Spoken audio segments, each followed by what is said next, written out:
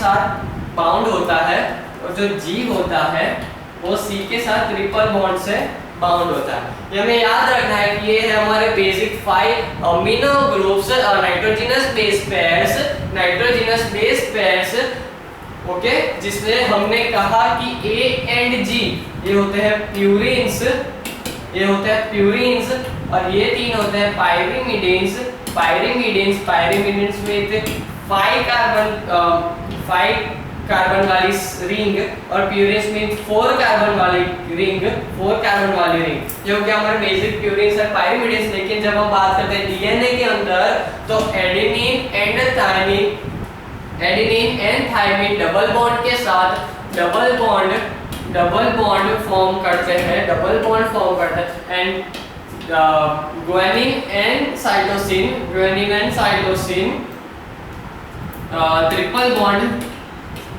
Triple bond से form होते हैं। ओके, ये हो गया हमारा नाइट्रोजनस बेस। अब नेक्स्ट हमारा आता है sugar group and third is phosphate group. Okay, तो जब हम बात करते हैं स्ट्रक्चर की तो स्ट्रक्चर ऐसा होता है। ये हो गया हमारा राइबोस सुगर जो कि प्यूरिन है,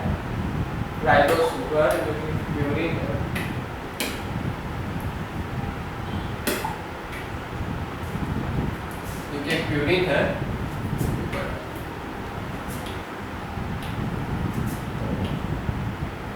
ये हो गया प्यूरिन हमारा। यहाँ पर A होता है, यहाँ पर A ग्रुप प्रेजेंट होता है,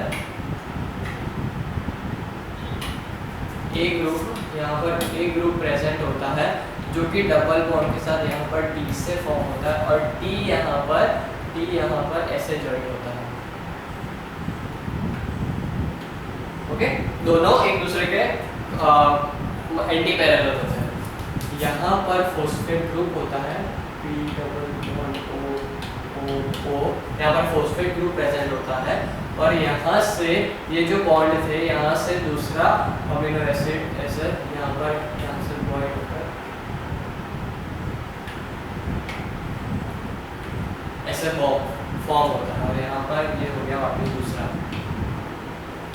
ओके, यहाँ पर फिर से हुआ A, यहाँ पर G मान लिया तो यहाँ पर ट्रिपल बॉन्ड से C प्रेजेंट होगा और यहाँ पर ऐसे यहाँ पर B बॉन्ड O से ये यहाँ पर जॉइन होगा और यहाँ पर वापस O होगा, यहाँ पर G और ये C हो गया हमारा और यहाँ से फिर वापस P डबल बॉन्ड O यहाँ से O से यहाँ पे वापस बॉन्ड फॉर्म होगा यहाँ पर।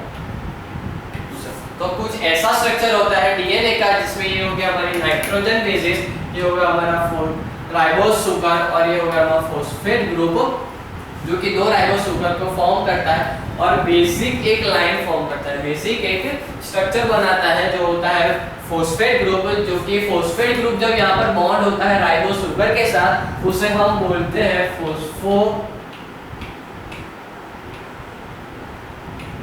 डाइईस्टर बॉन्ड। ओके, तो यहाँ पर डीएनए के साथ जब बॉन्ड फॉस्फेट ग्रुप ज्वाइन होता है वो होता है फॉस्फोडाइस्टर बॉन्ड से बॉन्ड के साथ। ओके, तो ये था बेसिक स्ट्रक्चर ऑफ डीएनए। अब हम बात करते हैं आगे की। The long chain polymers compose of nucleotide and purines adenine and guanine and pyrimidines thymine cytosine and uracil. Okay, each nucleotide has pentose sugar nitrogenous base and phosphate. Okay, तो ये पूरे स्ट्रक्चर को उन लोगों ने बोला एक मींस एक राइबोस सुगर पे एक nucleo nitrogenous base and phosphate group. तो इतने स्ट्रक्चर को बोला यहाँ पर न्यूक्लियोटाइड। ओके, इतने स्ट्रक्चर को बोला न्यूक्लियोटाइड। और अगर हम फॉस्फेट ग्रुप निकाल दे means ribose sugar and nitrogenous base, उसके अकेले को स्ट्रक्चर को बोला हमने nucleoside. Means nucleoside plus phosphate group, nucleoside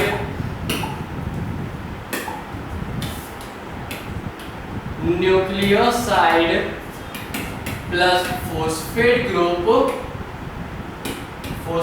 group is equal to nucleotide. Okay, तो राइबोसुगर एंड नाइट्रोजनस बेस अकेले को बोलते हैं हम न्यूक्लियोसाइड, और उसमें हमने फॉस्फेट ग्रुप ज्वाइन कर दिया तो उसे हम कहेंगे nucleotide. Agree? Everything clear? DNA has one oxygen less in its sugar molecule, जैसे हमने स्ट्रक्चर बना के बताया था, जो DNA है उसमें एक ऑक्सीजन मॉलिक्यूल कम होता है, जिसकी वजह से नाम दिया गया है deoxyribose nucleic acid. Okay, now next is our lipid. Lipid is composed of carbon, hydrogen, oxygen, and very less amount of oxygen is there. Okay, they are synthesized from fatty acids. Lipids fatty acid से बने होते हैं, lipids fatty acid से बने होते हैं glycerol से। तो हम लिख सकते हैं कि fatty acids plus glycerol. Glycerol कुछ नहीं है लेकिन 1 2 ग्लिसरॉल क्या है आपको क्वेश्चन आ रहा होगा, तो ग्लिसरॉल है यहाँ पर। Glycerol means 3 carbon compound having 3 hydroxyl group, 1 2 3 hydrogen. Okay, तो ये हुआ हमारा ग्लिसरॉल। तो glycerol plus fatty acids, fatty acid is very complex structure, दोनों का बहुत कॉम्प्लेक्स स्ट्रक्चर होता है। Means synthesis from fatty acid and glycerol gives a simple lipids called glycerides. Okay, means glycerol plus fatty acid gives glyceride, this is a simple lipid, simple form of lipid. Fat can be saturated and unsaturated. Fats है वो saturated भी होंगे और unsaturated. Fats are solid at room temperature. ये characteristic होते हैं हमारी fat की, जो कि सॉलिड होते हैं रूम टेम्परेचर पे, लेकिन जब हम उसे liquid at the room temperature called oil. और ऐसे फैटी एसिड जो कि लिक्विड रहे रूम टेम्परेचर पे, जनरली पहले से बताता हूँ, जनरली फैटी एसिड्स होते हैं वो सॉलिड होते हैं रूम टेम्परेचर पे, लेकिन जब हम बात करते हैं ऐसे फैटी एसिड जो कि लिक्विड है रूम टेम्परेचर पे, उसे हमें कहा गया oils. Means oils are fatty acid, oils are those fatty acid which remain in state of liquid at room temperature. Okay, ये था हमारा lipid is a biomolecule which is composed of carbon, hydrogen and very less amount of oxygen, which are synthesized by glycerol and fatty acids. Glycerol and fatty acid, and fats can be saturated, unsaturated, means there are 2 types of fats which is used to compose lipids, and those fats which are liquid at room temperature called oils. Now next biomolecule of our body is vitamins. Vitamins are organic compound required for diet and for healthy growth. Okay, vitamins are the most major compound जो हमारी diet में होना ही चाहिए, जिसकी deficiency की वजह से हमें बहुत सारी डिजीज होती है, जैसे कि विटामिन सी की डेफिशिएंसी की वजह से स्कर्वी, बेरी, विटामिन ए की डेफिशिएंसी की वजह से आईसाइट कमजोर हो जाती है, विटामिन डी की डेफिशिएंसी की वजह से बोन्स कमजोर हो जाता है, और बहुत वेरियस डिजीज हमें सफर करनी पड़ती है। वेर केड़ा याद रखना है यहाँ पर, केड़ा KEDA। नाउ जो केड़ा है वो फैट सॉल्युबल विटामिन्स है, और KEDA को छोड़ के बाकी कौन से बी एंड B12 भी फैट सॉल्युबल है, लेकिन विटामिन बी वो है water soluble, and last vitamin C वो भी है water soluble. Now vitamins are organic compounds required in the diet of animals for healthy growth. Vitamins are classified into 2 groups. जो भी vitamin है उसे क्लासिफाई किया गया है 2 ग्रुप में। विटामिन है उसे क्लासिफाई किया गया है 2 ग्रुप में।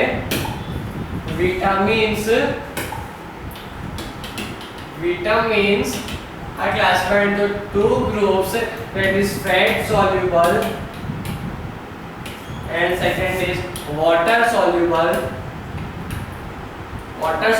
तो फैट सॉल्युबल है वो है vitamin K, vitamin A, vitamin D and vitamin K E E, okay, K E D A. तो they are fat soluble and water soluble are B and C.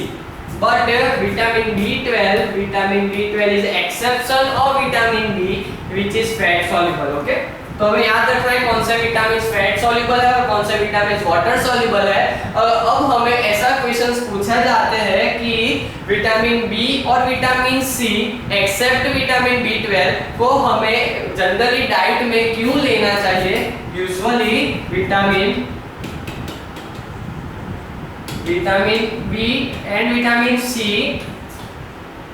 should take in our regular diet, diet. Explain. कहा जाता है, पूछा जाता है कि vitamin B और vitamin सी को हमें हमारी रेगुलर डाइट में क्यों लेना चाहिए. क्योंकि जैसे हमें पता है वाटर सॉल्युबल है दोनों vitamin B and vitamin C are water soluble. तो हमारे बॉडी में जो भी वाटर होते हैं उसमें डिसॉल्व हो जाते हैं और हमारी यूरिन वाया यूरिन वो बॉडी के बाहर चले जाते हैं, बॉडी में स्टोर नहीं रह पाते. इसकी वजह से हमें विटामिन बी और विटामिन सी को रेगुलर डाइट में लेना चाहिए जिससे उसकी डेफिशिएंसी हमें ना हो, उसकी डेफिशिएंसी से हम बच सके. This is the basic reason between the water soluble vitamin should take in regular diet. Okay, now the deficiency. Okay, next. Plants have ability to synthesize vitamins from CO2, NH3 and H2S, जो कि food formation में तब vitamin. याद रखना है कि plant synthesize vitamins with form of CO2, NH3 and hydrogen sulfide.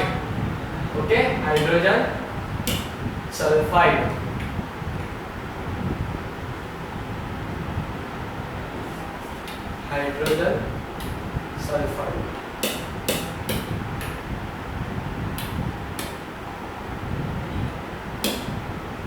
Now next biomolecule is a hormone. Hormone is a specific organic compound effective in low concentration, synthesized by cell in one part of organism and then transported to another part of organism where it is produced at its physiological response. जब हम बात करते हैं hormones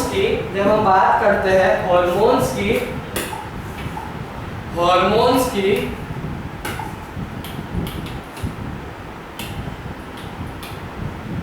and enzymes. Hormones और enzymes के बीच में confusion कई बार होता है.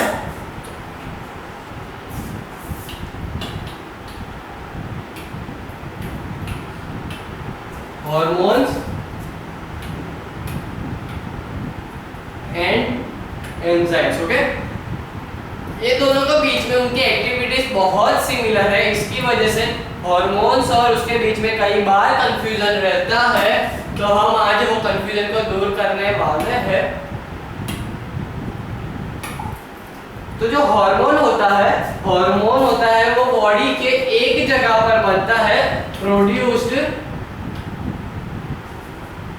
Eight one part of body, then transported to different part of body for their action. जो हार्मोन होता है बॉडी के अलग पार्ट में बनता है और उसकी एक्शन यानी जो उसका फंक्शन है वो बॉडी के डिफरेंट पार्ट में परफॉर्म होता है. जैसे कि हमारा हार्मोन हो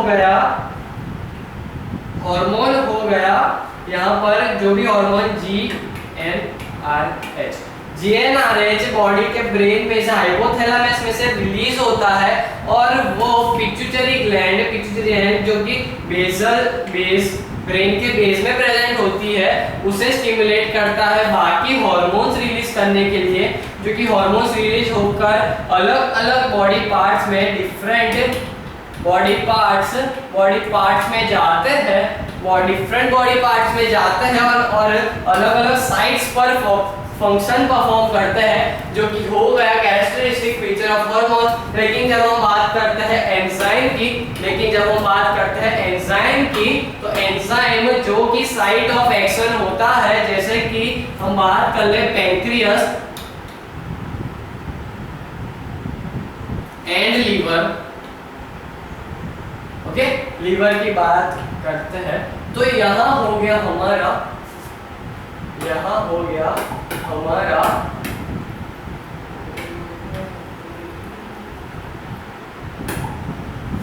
ये हो गया हमारा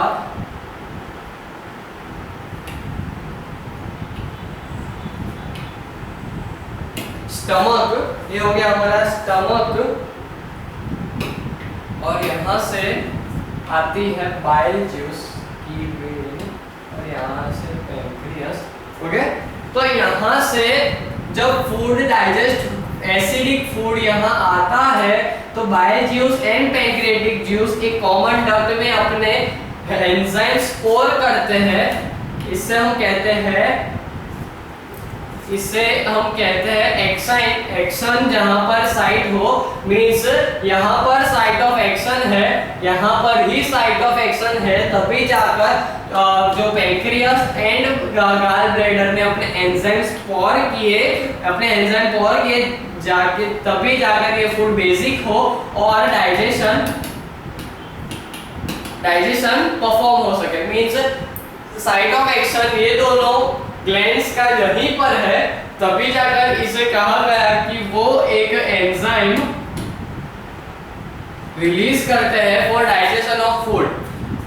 साइट ऑफ एक्शन भी यहीं पर है और रिलीज भी यहीं पर हो रहा है। लेकिन हार्मोन में क्या होता था कि रिलीज कहीं और होता था और उसका साइट ऑफ एक्शन कहीं और था। Okay clear? सो एक बार फिर पढ़ लेते हैं। Hormones are specific organic substance effectively in lower concentration, बहुत कम अमाउंट में भी चलता है, बहुत कम कंसंट्रेशन रिलीज होता है। Synthesized by cell in one part of organism, synthesized by cell in one part of organism means कोई एक साइट पर सिंथेसाइज होता है and then transported to other part of organism where it characteristic physical response occurs, okay means site of action कहीं और होता है। Now our next is alkaloids, means alkaloids are complex organic compound made up of carbon, hydrogen and nitrogen। याद रखना है alkaloids in plants are produced from amino acid, means वो एक nature biomolecule है जो कि अमीनो एसिड से बनता है just like proteins। Then steroids are fat soluble lipids, fat soluble lipid, जैसे हमने पढ़ा था कि फैट सॉल्युबल लिपिड्स होते हैं वो फैट सॉल्युबल होते हैं, फैट अनसॉल्युबल होते हैं। तो जो स्टेरॉइड्स है वो फैट सॉल्युबल लिपिड्स है विद सिंथेसाइज्ड कोलेस्ट्रॉल, कोलेस्ट्रॉल। हमें याद रखना है कि स्टेरॉइड्स की अमाउंट बढ़ने से कोलेस्ट्रॉल की बीमारी भी डिजीज हो सकती है। They are produced by one productive organ like ovaries, testes and placenta and also by adrenal gland। जो कि स्टेरॉइड्स होते हैं वो प्रोड्यूस होते हैं प्रोडक्टिव ऑर्गन्स से like ovaries, testis, placenta and one gland that is adrenal gland, जो कि किडनी के ऊपर कैप लाइक स्ट्रक्चर प्रेजेंट होते हैं जिसे मैंने एड्रिनल ग्लैंड की कहा गया है, वो भी स्टेरॉइड्स को रिलीज करते हैं। They include testosterone, estrogen and cortisol, means जो कि टेस्टोस्टेरोन हार्मोन है, एस्ट्रोजन हार्मोन है, कॉर्टिसोल है, वो सब एक स्टेरॉइड है जो कि प्रोडक्टिव ऑर्गन्स में से रिलीज होता है। अब इन सबको तो हमने डिटेल में पढ़ लिया, अब हम उनके फंक्शंस पढ़ेंगे ना। ओके यहाँ से इतने पढ़े थे हमने। इंटीग्रल मेम्ब्रेन फॉर्म करने में हेल्प करते हैं बॉडी पार्ट्स को। Now the function of another function of protein we are going to study functional in form of enzymes. They plays a vital role. जो प्रोटीन्स होते हैं, एंजाइम्स होते हैं, वो कुछ नहीं होते, सिर्फ एक प्रोटीन ही होते हैं. Enzymes are modified structure of proteins. Nothing but modified structure of proteins. Thus enzymes की जहाँ भी importance होती है, जैसे कि digestion of food में और बाकी कई processes में, तो वहाँ पर enzymes means proteins की importance हमें दिखाई देती है as a enzyme. Proteins are so important that nucleic acid directly regulate protein synthesis. जो भी प्रोटीन सिंथेसिस प्रोसेस है जिसे हम ट्रांसक्रिप्शन कहते हैं, वो रेगुलेट होती है न्यूक्लियस से. मींस जो न्यूक्लिक एसिड्स होती है डीएनए आरएनए, उसी से प्रोटीन सिंथेसिस रेगुलेट होती है. DNA is main genetic material for all organism except virus. Because DNA is main genetic material, because सभी ऑर्गेनिज्म में DNA and RNA as a genetic material होता है और वेरी वाइटल रोल प्ले करता है. कि जब हम बात करते हैं वायरस की, तो वायरस में डीएनए और आरएनए दोनों में से कोई एक प्रेजेंट होता है, लेकिन virus is a connecting link between living and non living. अगर वो ऑर्गेनिज्म की बॉडी के अंदर प्रेजेंट है तो वो लिविंग है, लेकिन जब ऑर्गेनिज्म की बॉडी के बाहर है, होस्ट की बॉडी के बाहर है, तब हम उसे कहते हैं नॉन लिविंग. तो उसी वजह से डीएनए को एक मेन जेनेटिक मटेरियल नहीं कहा गया है वायरस के लिए. RNA molecules are involved in formation, transfer and protein synthesis, and RNA acts as genetic material in some virus like tobacco mosaic virus. Tobacco mosaic virus में genetic material RNA होता है और कई molecules में, कई protein synthesis में RNA vital role play करता है. जो ट्रांसक्रिप्शन प्रोसेस है, जो कि प्रोटीन सिंथेसिस करती है, उसमें डीएनए मॉडिफाइड होकर एक आरएनए ही फॉर्म होता है for process of protein synthesis. Due to the low oxygen content and higher number of carbon hydrogen bond, they store high amount of energy release during oxidation. Lipids low oxygen की content वजह से, जैसे हमने पढ़ा था, oxygen बहुत कम amount में होता है, वो CH बॉन्ड तोड़कर हाई एनर्जी रिलीज करता है. Molecule of fat can yield twice much energy as carbohydrate. Fat के मॉलिक्यूल डबल एनर्जी रिलीज करते हैं carbohydrate. Phospholipids are important content of membrane. जैसे हमने पढ़ा था, phospholipid means phosphoric group, phosphate group and lipids are the major important component of cell membrane. And other क्या था? Protein. Vitamins are essential nutrients in the animal diet as well as they cannot synthesize such. There are two type of vitamins on the base of essentiality. Essential vitamins and non-essential vitamins. तो ऐसे vitamin जो हमें food से लेने ही पड़ते हैं, जैसे कि बी एंड सी जो कि वाटर सॉल्युबल है, फूड से हमें लेने पड़ते हैं, उसे हम कहते हैं एसेंशियल विटामिन. और ऐसे विटामिन जो हमारी बॉडी सिंथेसाइज खुद कर सकती है, ऐसे विटामिन जो बॉडी खुद बनाती है, ऐसे विटामिन को हम बोलते हैं नॉन एसेंशियल विटामिन, जिससे हमें रेगुलर डाइट में लेने की जरूरत नहीं पड़ती. Their deficiency cause various disease like deficiency of B cause beri and deficiency of C cause scurvy. Vitamin A is present in keratin pigment of carrot. जैसे हमने पढ़ा था, केराटिन पिगमेंट जो कि रेडिश ऑरेंज कलर का होता है, जो कि कैरेट में प्रेजेंट होता है, जिससे विटामिन ए मिलता है, जो कि हमारी आईसाइट को हेल्दी रखता है.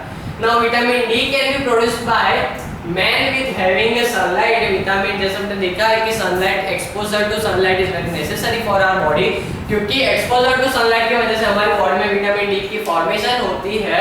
And vitamin K is produced in human intestine. Okay, vitamin K is produced in human intestine. कहा गया है कि विटामिन के की हेल्प से हमारी डाइजेस्टिव सिस्टम इंप्रूव होती है. Animal hormone are produced in ductless gland और एंडोक्राइन ग्लैंड. इस कंट्रोल बाहर के केमिकल है, जो भी डक्टलेस ग्लैंड है, मींस जो अपनी जो हार्मोन्स है वो सीधा ब्लड में पॉर करती है, उसे हम कहते हैं डक्टलेस. एंड जो कि डक्ट में अपने पॉर करते हैं, उसे कहते हैं डक्टेस में.